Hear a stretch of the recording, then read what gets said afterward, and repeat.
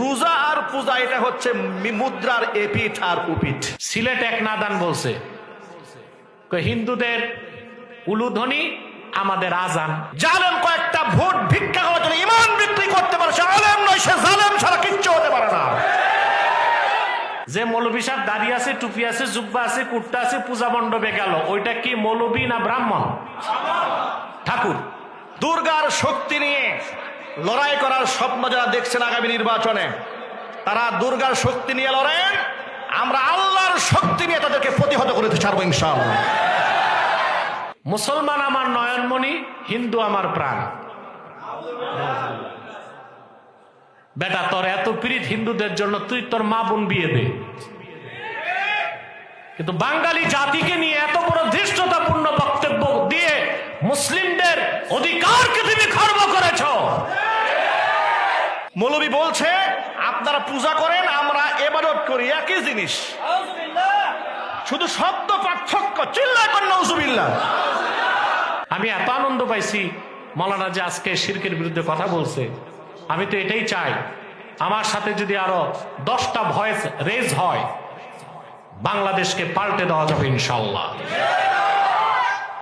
আজকে বড় অবাক এবং দুঃখের সাথে বলতে হয়, জনৈক ব্যক্তি বলে ফেলেছেন হিন্দুদের পূজা মণ্ডপে গিয়ে রোজা আর পূজা এটা হচ্ছে মুদ্রার এপিঠ আর উপিঠ।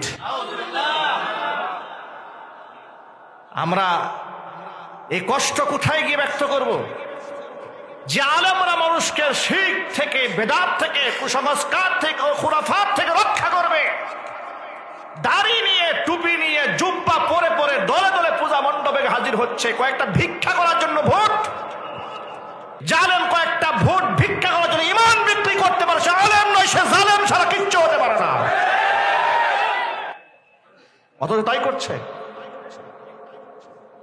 অথচ মূর্তি পূজা হালাল না হারাম? আরো জোরে।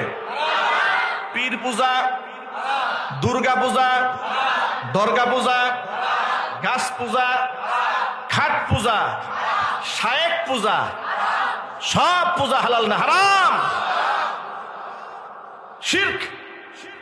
আপনি এটা করতে পারবেন না। রবের একাত্মবাদ বিশ্বাস করতে হবে। তাওহীদ ফিল উলুহিয়া, তাওহীদ ফিল রুবুবিয়্যা, তাওহীদ ফিল আওসাফ। আল্লাহ পাকের গুণাবলীর দিক থেকে আল্লাহকে এক এবং একক বিশ্বাস করতে হবে।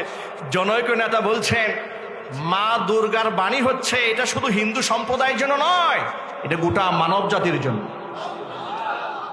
আরেকজন তো বলে ফেললেন মা দুর্গা